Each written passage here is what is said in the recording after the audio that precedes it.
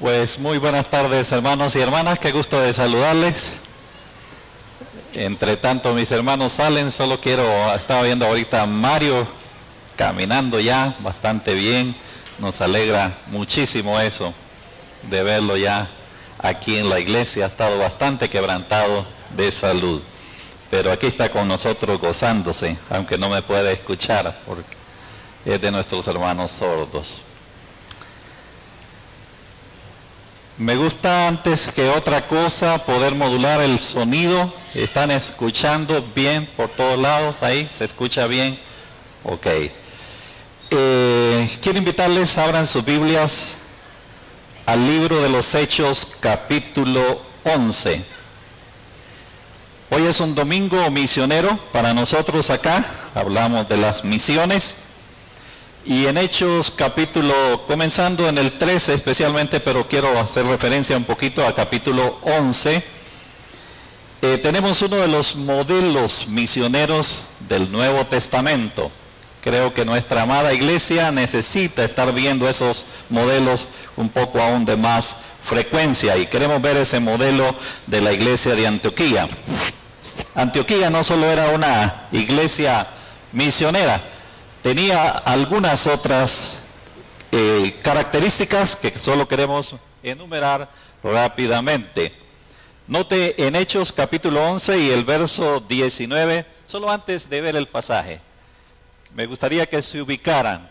De Hechos capítulo 1 a Hechos capítulo 11 o 10, más específicamente, toda la actividad de la iglesia del primer siglo se centraba más y más en Jerusalén.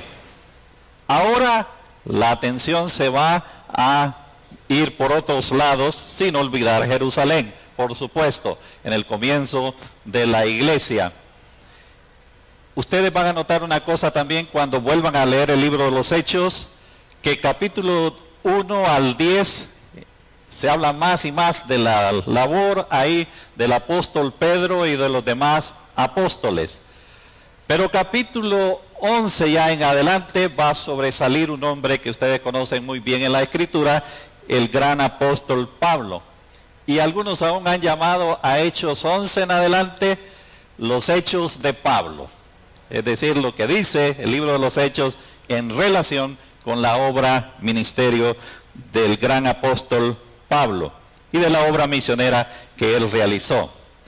Ahora solo demos una miradita, nos ha avanzado un poco el tiempo en este día, una miradita a algunas de esas características que la iglesia de Antioquía tenía. Noten en capítulo 19 los primeros versículos, las primeras frases ahí. Ahora bien, dice Hechos 11, 19, los que habían sido esparcidos a causa de la persecución que hubo con motivo de Esteban, pasaron hasta Fenicia, Chipre y Antioquía, no hablando a nadie la palabra, sino solo a los judíos. Note que todavía también se centra más y más la atención en los judíos. Pero ahora nos va a empezar a mencionar algo muy interesante en relación ya con la obra ahí en Antioquía. Pero había entre ellos unos varones de Chipre y de Cirene, los cuales cuando entraron en Antioquía, hablaron también a los griegos, anunciando el evangelio del Señor Jesús. Ahora, la iglesia de Antioquía nace en un ambiente que nosotros llamaríamos hoy día evangelístico. Una iglesia, un lugar, Antioquía, donde llegan personas para compartir las buenas nuevas de salvación. Más tarde esa misma iglesia, la de Antioquía, se convertiría en una iglesia también evangelística. Por tanto, una de las primeras características que aquella iglesia tenía es que era una iglesia evangelística. Quiero comenzar con algunas aplicaciones ya directas.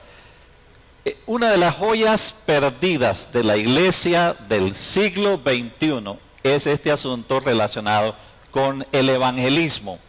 Estoy hablando de que es una cosa que no es una práctica tan común entre nosotros. Creo que ahí donde viven, donde trabajan, donde se mueven en sus trabajos, quizás hacen alguna labor evangelística, y yo la hago también, pero no es aquello como los creyentes que nos antecedieron, que su vida era compartir las buenas nuevas de salvación. Al grado que las reuniones en nuestras iglesias antes, al menos en las que yo nací, siempre se preguntaba los domingos, ¿cuántos tratados repartidos, hermanos? Y levantaban la mano, 100, 40, 20, esto, lo otro. ¿Cuántas visitas hechas en la semana, hermanos? Pues uno por allá, 2, 3, 5 visitas. ¿Cuántos convertidos esta semana? Y a veces habían algunos que decían 2, 1, lo que sea. Y era muy bonito aquel ambiente primitivo. Y no estábamos sencillamente añorando regresar solo a aquellos tiempos, sino al hecho de que la iglesia en sus comienzos, aún las iglesias nuestras en su comienzo, una de las pasiones era la evangelización.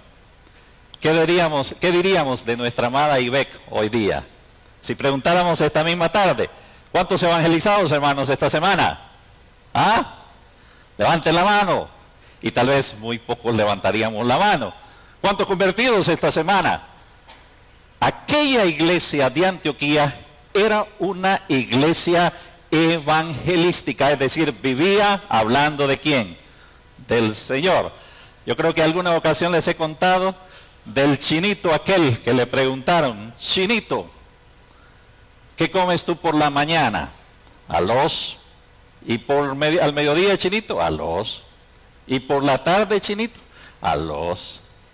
Este chinito había dicho antes, a mí me caen mal esos que dicen ser creyentes porque solo hablan, solo Cristo, y Cristo, y Cristo, y Cristo. Y por esto este hermano le hizo la pregunta, ¿qué comes? Arroz y arroz y arroz. ¿Ya? Y este hermano muy sabio le dice al chinito, eso es lo que me cae mal a mí de los chinos. Solo hablan ¿de qué? ¿Ah? De arroz y arroz, porque esa es la vida principal para el chino. Para nosotros, ojalá, nuestra vida fuera hablar ¿de quién? Del Señor, de Cristo, día a día. Era una iglesia evangelística, además de ser una iglesia evangelística, note lo que dice el versículo siguiente. Y la mano del Señor estaba con ellos, y gran número creyó y se convirtió al Señor. Aquella iglesia del primer siglo, la iglesia de Antioquía, era una iglesia que crecía, y crecía de una forma maravillosa, grande, día a día. Ahora, todavía seguimos preguntando, ¿cuál es el secreto del crecimiento? Hermano, no hay tal cosa como secretos, tan sencillo como hablar ¿de quién? ¿Ah? De Cristo. ¿Y la iglesia va a qué? Va a crecer. Yo les he dicho algunas otras veces que siquiera lográramos una cosa, del crecimiento vegetativo de la iglesia bíblica El Camino.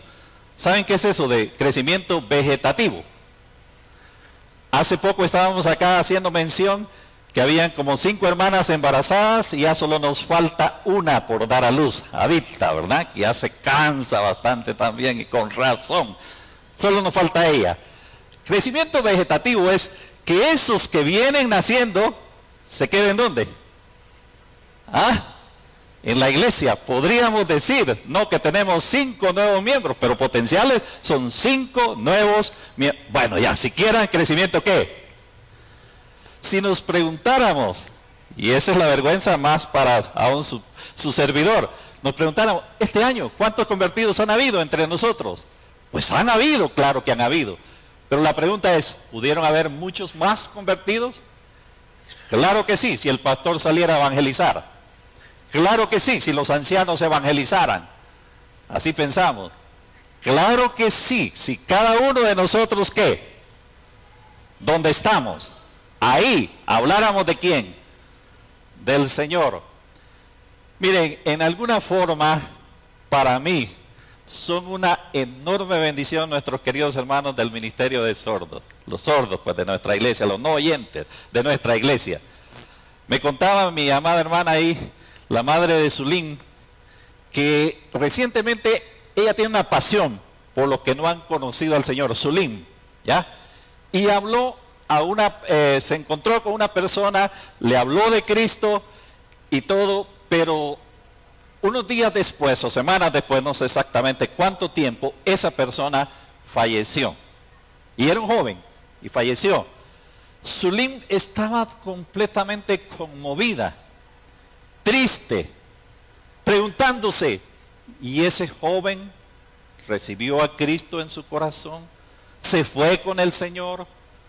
Y ella estaba un poco angustiada, y la familia ahí, me imagino, tuvieron que consolarle un poco en ese sentido. Ahora la pregunta es, ¿tenemos ese mismo peso nosotros por aquellos que no conocen al Señor? Comenzando con nuestros propios hijitos del alma.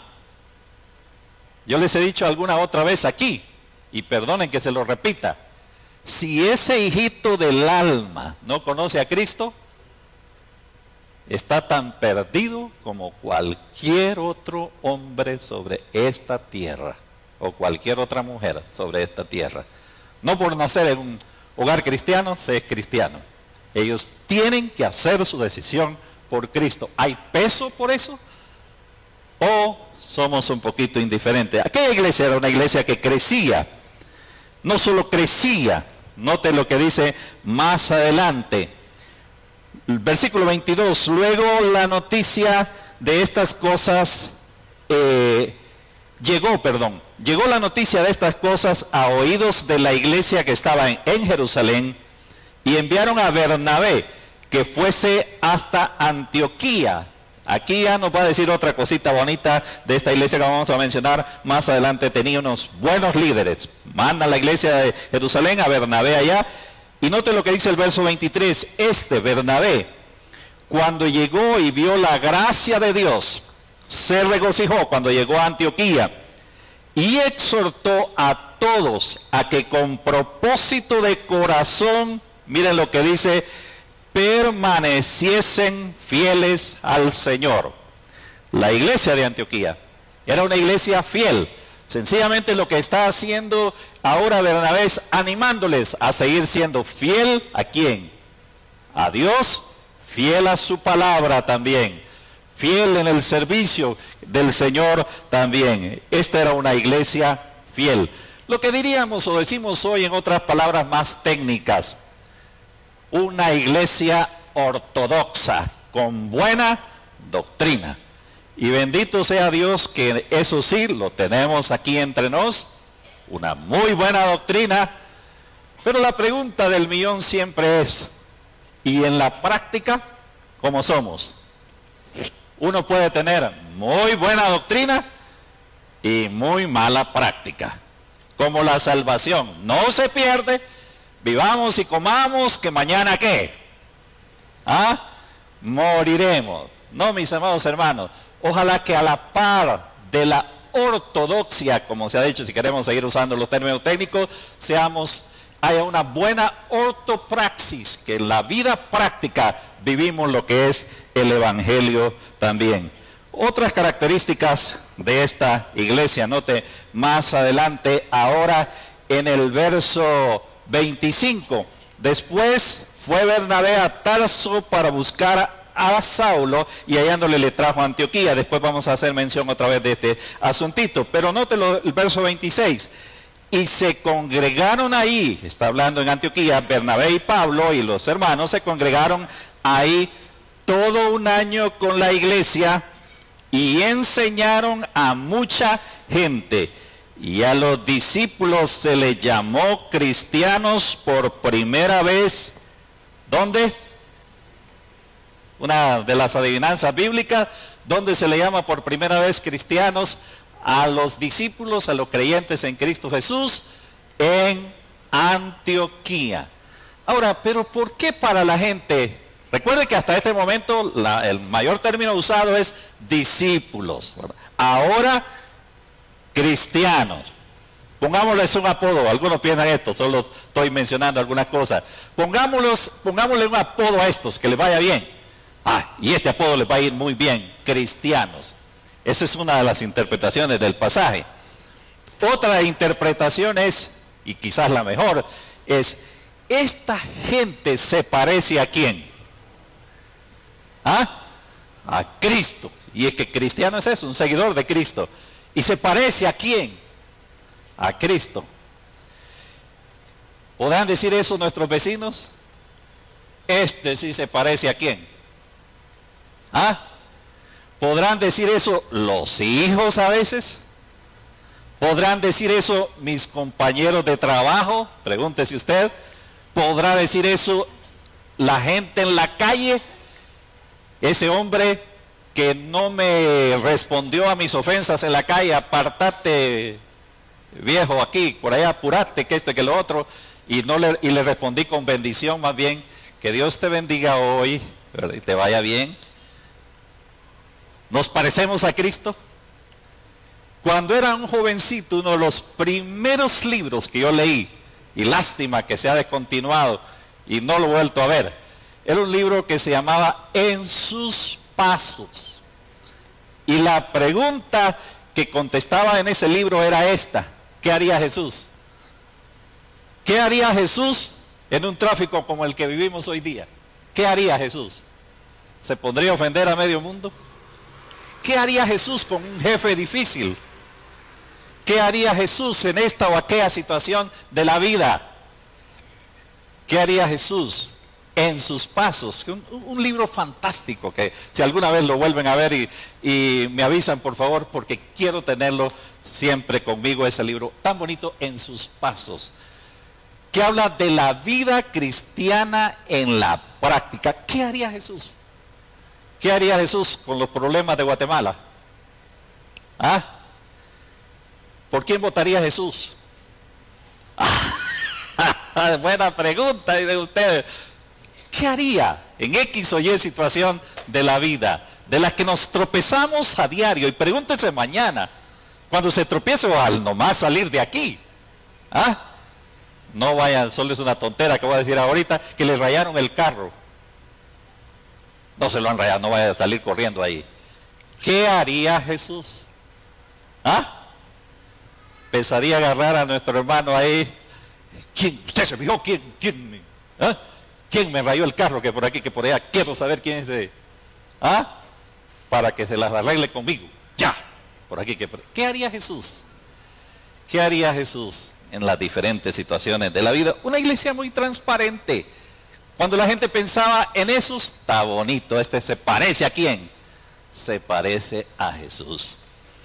Pero vamos a capítulo 3, bueno, antes ahí, ya se me estaba escapando esto y es que el tiempo a veces apremia, pero del versículo 27 en adelante hay una característica que no debemos de olvidarla. Dice: en aquellos días unos profetas descendieron de Jerusalén a Antioquía, y levantándose uno de ellos llamado Agabo, daba a entender por el Espíritu que vendría una gran hambre en toda la tierra habitada, la cual sucedió en tiempos de Claudio. Es decir, están hablando del corredor seco, aquí, para nosotros hoy día, y llega la noticia: miren, por allá por Oriente las cosechas no se dieron. Y nosotros simplemente diríamos: oremos por los de Oriente, hermanos. ¿Ah? ¿Qué dice? ¿Qué hicieron estos hermanos? Entonces los discípulos, cada uno conforme a lo que tenía, determinaron enviar socorro a los hermanos que habitaban en Judea, lo cual en efecto hicieron, enviando a los ancianos por mano de Bernabé y de Saulo. Hay una necesidad y los hermanos responden a esa necesidad.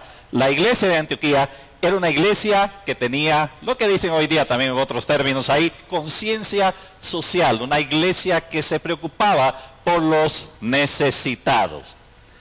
Hace poco predicaba en una iglesia en El Salvador y les decía: miren, no quiero ponerles mi iglesia, la iglesia bíblica El Camino, como un ejemplo para ustedes, porque ellos estaban hablando un poquito del asunto ahí de tener interés en las necesidades de los demás, y yo les decía: miren, nuestra iglesia tiene mucha conciencia social y son pocas las iglesias que hacen lo que la iglesia bíblica hace, aunque ustedes no lo noten, ¿ya? Pero hacemos grandes cosas. Tenemos canasta de amor, que cada vez que veo esa canasta tengo que pedirle perdón al Señor porque ha sido escasa la vez quizás que se me ha ocurrido traer algo para esa canasta. Pero tenemos canasta de amor.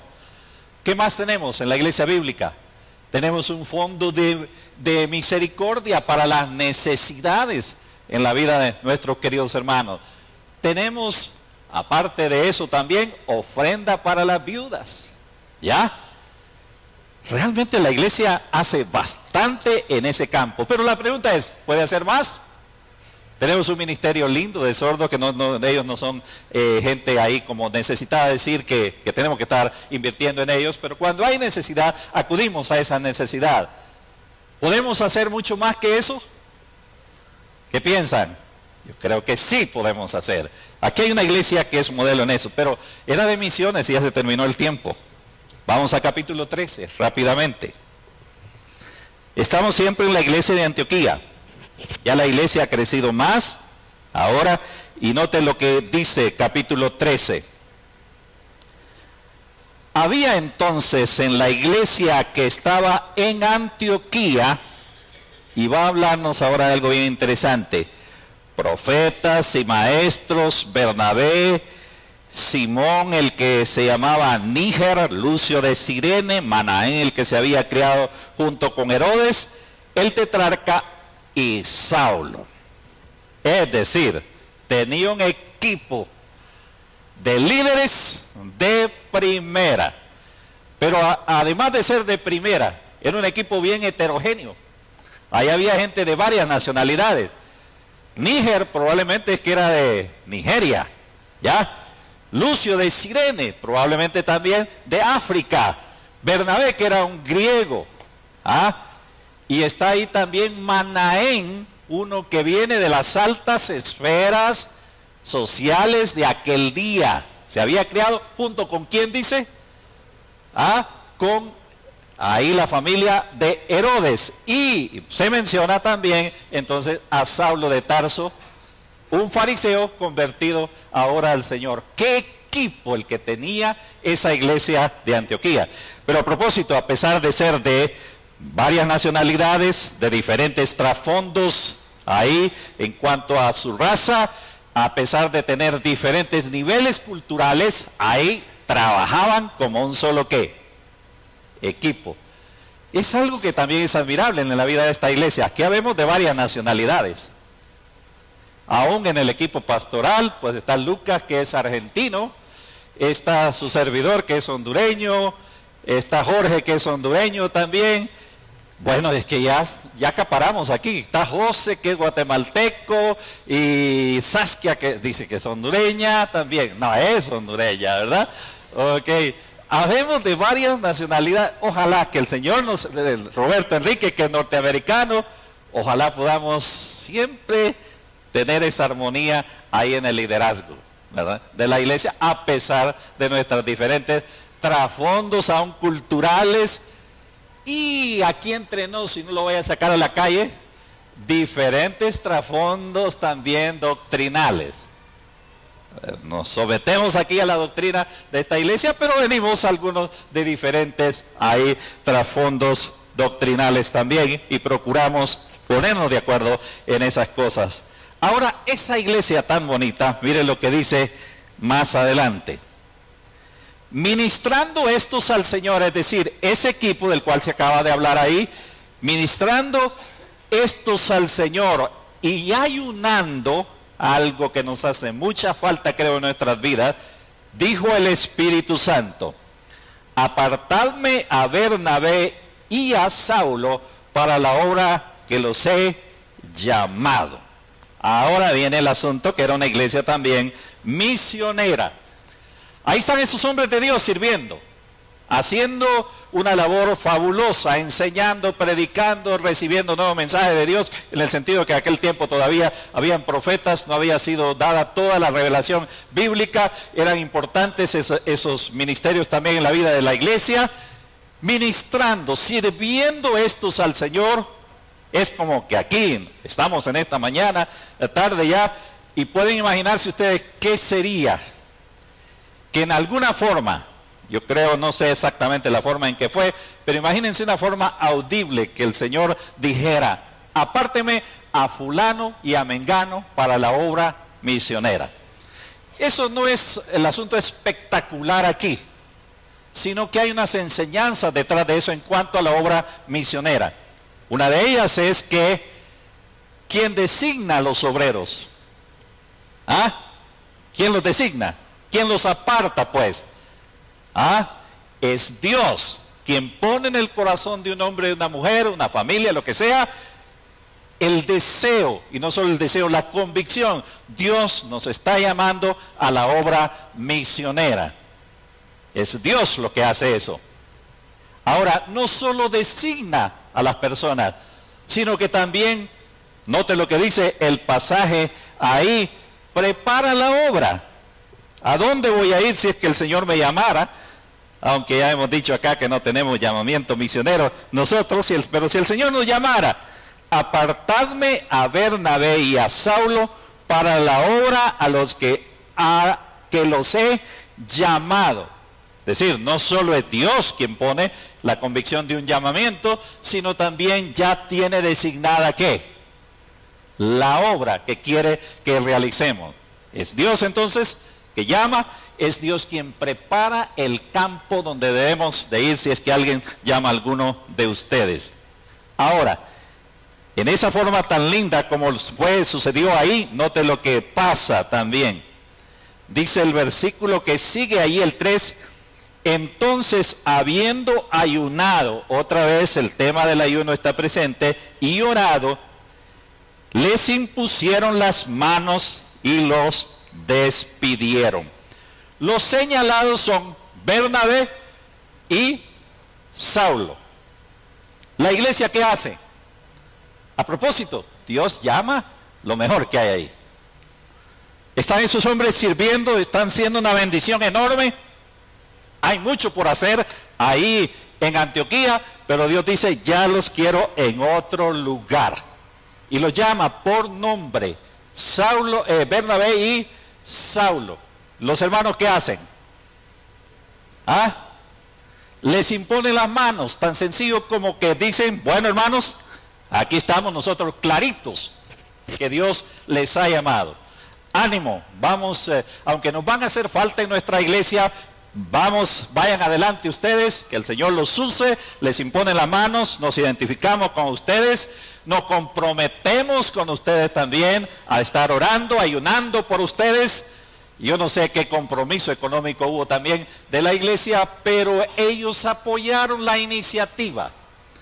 Pero apoyaron la iniciativa porque estaban también, la iglesia toda estaba clara en que Dios había llamado a esos hombres a la obra misionera.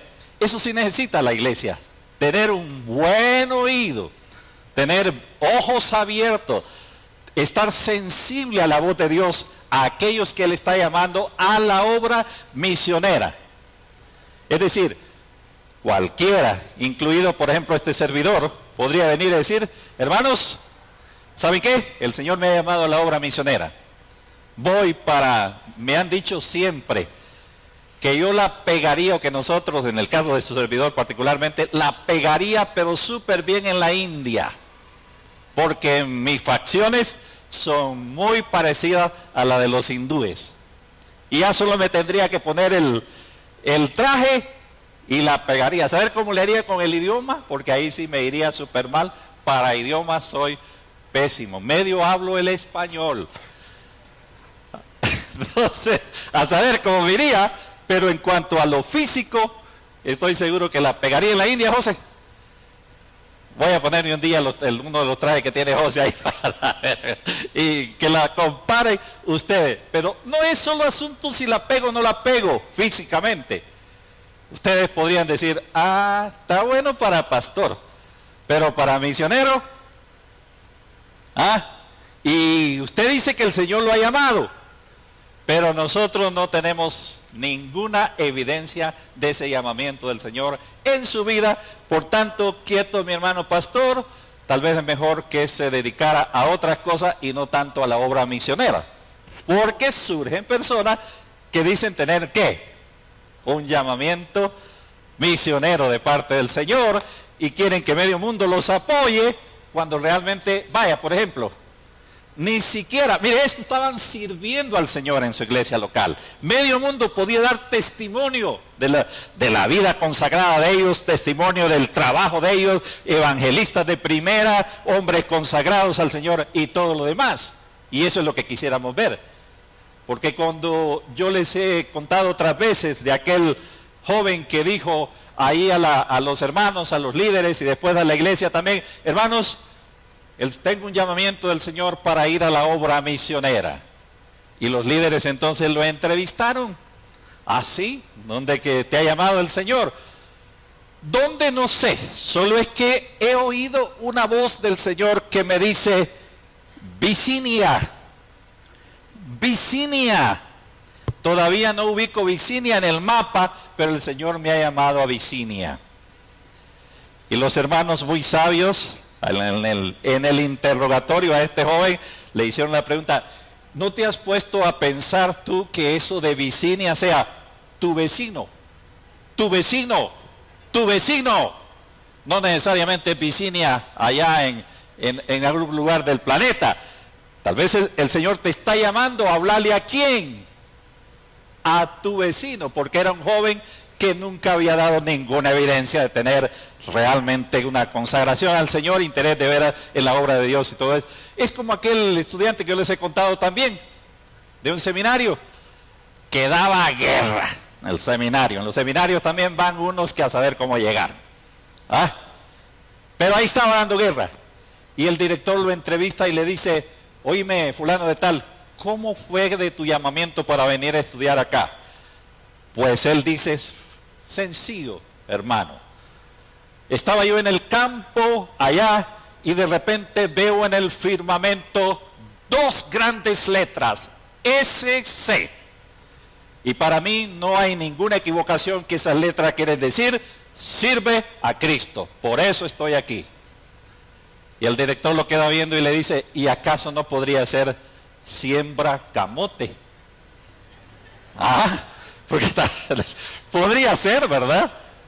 Ahora, la iglesia de Antioquía está clara. Dios ha llamado a estos hombres. Y la iglesia está dispuesta a dar lo mejor que tiene. Sus líderes para la obra misionera imponen las manos y todo. Se ha terminado el tiempo. Quiero leerles mis conclusiones, porque eso sí me gusta leerlo. Yo siempre hago mis manuscritos y siempre se me olvida que lo tengo aquí. No. Les leo mis conclusiones. Algunas reflexiones para irnos a casa. Preguntémonos, mis amados hermanos, ahora. Mencioné varias características. Espero que algunas de ellas las recuerden. ¿Ya? De la iglesia de Antioquía, una iglesia evangelística que crecía, una iglesia que tenía buenos líderes, una iglesia transparente, una iglesia interesada en los demás y una iglesia misionera. Ahora, viene la pregunta. ¿Cuántas de esas características creen ustedes que tiene la iglesia bíblica El Camino? ¿Qué dirían? ¿Qué se atreverían a decir? Ah, pues nosotros tenemos muy buena doctrina, una iglesia fiel a Dios y a su palabra, con mucha responsabilidad social, como ya dijimos, tiene un buen liderazgo, sí, la iglesia nuestra, tiene visión misionera, pero eso quiere decir entonces, solo estoy haciendo así reflexiones, pero podría ser que nos falta el aspecto evangelístico, nos falta tal vez estrategias para el crecimiento. A nosotros nos ponen a veces un poquito de manos arriba cuando nos preguntan, ¿y cuál es la estrategia de crecimiento de esta iglesia? Y quizás nos falten algunas estrategias de definirla. Ser una iglesia consagrada al Señor, en el sentido de que no solo tiene buena doctrina, sino buena práctica también. ¿Cuáles áreas necesita la iglesia de veras reforzar? Y solo menciono alguna de ellas ahí. Una pregunta más. ¿Qué nos puede estorbar para hacer una iglesia como la iglesia de Antioquía? Solo les tiro algunas cosas. A veces la indiferencia, podría ser. Prioridades equivocadas, estamos a veces ocupados en un montón de cosas, pero no enfocados. Ayer tuvimos un taller de discipulado, hubieron como 30 personas y estábamos ahí tratando de luchar eso. Ojalá enfocarnos un poco más y más a estos aspectos de la vida de la iglesia. También el discipulado, damos gracias a Dios por este taller a propósito. ¿Puede estorbar algunos pecados ocultos en la vida de la iglesia? ¿Puede estarnos estorbando una vida de oración? Y aún del por qué no el ayuno. ¿Ah? Miren, hermanos, y no hay peros. Usted podrá poner miles peros y me costaría creerles. Perdón que pongo en duda sus palabras. Pero las reuniones de oración, que solo una vez al mes, aquí habemos 10, 12, 15, si mucho 20.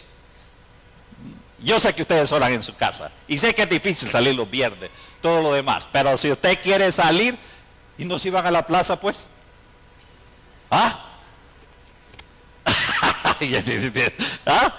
vamos a todo, hay una cosa por allá vamos, pero a la oración necesitamos reforzar eso en nuestras vidas y puede estarnos estorbando. La otra pregunta: ¿cuán sensibles estamos a las órdenes del Señor en cuanto a la obra misionera?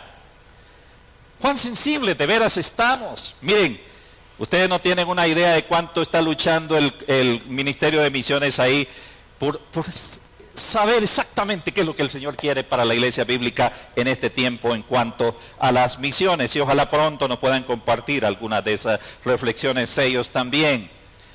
Obvio que necesitamos nosotros mucha oración en relación con eso, estudio de la palabra, ¿qué dice? Aquí tenemos que estar revisando un poco más en esto en relación con las misiones. Necesitamos discipulado aún en esto de las misiones también, que es muy importante. ¿Cuán dispuestos estamos a dar nuestra diestra de compañerismo a aquellos que el Señor llama a la obra misionera? Hoy me moría de vergüenza cuando Ada nos estaba poniendo ahí en la pantalla nuevamente la hoja de oración. Ha habido semanas que se me olvida, hermanos. Ayúdenme que hay alguna medicina ahí para el olvido. Pero les pregunto, ¿y ustedes de veras están usando esa hoja? Ada puede dar fe, yo sí, dice. Pero los demás, solo asincerémonos delante del Señor. ¿Cuántos están usando la hoja de oración por visiones? Hermanos, si se tratara de un examen, aplazados. Aplazados todos. Y aquí algo está pasando, diría el maestro. Hermanos, necesitamos afinarnos un poquito más en esas cosas. ¿Cuán dispuestos estamos a dar nuestra diestra de compañerismo? Hoy oramos por los ¿quiénes? Los Villanueva. Pero ¿cómo estarán los Villanueva? Usted podrá decirme, es que nosotros no sostenemos totalmente, nosotros somos iglesia que estamos cooperando con los hermanos allá en Albania. Pero eso no nos libra tampoco de interesarnos en quién. En los hermanos Villanueva. Imagínese usted si lo estuviera en Albania, aprendiendo un nuevo idioma, nuevas comidas, haciendo nuevas amistades, tratándose de ubicar en el ministerio, con el problema de los estudios de los hijos, esto y que lo demás. ¿Cómo estarán realmente? ¿Cuánto nos interesamos de veras por nuestros misioneros nuestros en el sentido, digo, que apoyamos? Bueno, podríamos seguir haciendo un montón de preguntas esta tarde y ya el tiempo se fue. Entonces que el Señor nos ayude, hermanos. Quisiéramos tomar esos modelos. Dejemos de compararnos con la iglesia X o Y a nuestro alrededor. Si algo podemos aprender, gloria a Dios, de las demás iglesias. Pero fijemos nuestra atención en esos modelos bíblicos. Y ojalá nuestra oración sea, Señor, ayúdanos a hacer ese tipo de iglesia también, especialmente con visión misionera. Y que Dios nos ayude en todo esto. Vamos a orar. Pues Señor, otra vez gracias por el tiempo de estar en tu casa y suplicamos que tú nos ayudes no solo en nuestro tiempo de reflexión bíblica. Vamos a casa y no quisiéramos olvidar lo que tú has estado tal vez queriendo comunicarnos en esta hora. No nos dejes en paz, Señor, sin que algo suceda en nuestras propias vidas en relación con esas características que estábamos hablando, que no solo estamos hablando aquí de conjunto, de grupo, de congregación, de iglesia, estamos hablando de características que debe haber en nuestra propia vida.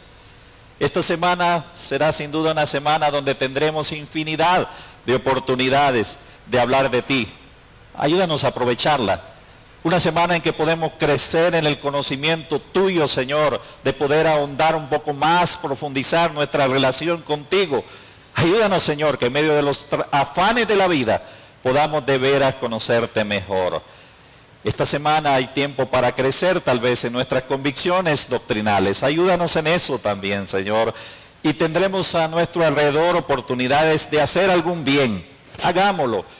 Ayúdanos a hacerlo, Señor, con buena actitud, con disposición. Y sobre todo, Señor, que esta semana volvamos a nuestra responsabilidad de orar, aunque sea eso, por nuestros misioneros, que vayamos y busquemos esa hoja y la pongamos en práctica, y todo lo que sabemos hacer en relación con esto de las misiones. Provee para que el próximo domingo, cuando se recoge la ofrenda misionera también, y el compromiso que hicimos en nuestra promesa de fe, podamos traerla con gozo, Señor, sabiendo que tú vas a multiplicarla para el engrandecimiento de tu reino en este mundo. Rogamos todo y las gracias te damos en nombre de Cristo. Amén. Que Dios los bendiga, mis hermanos.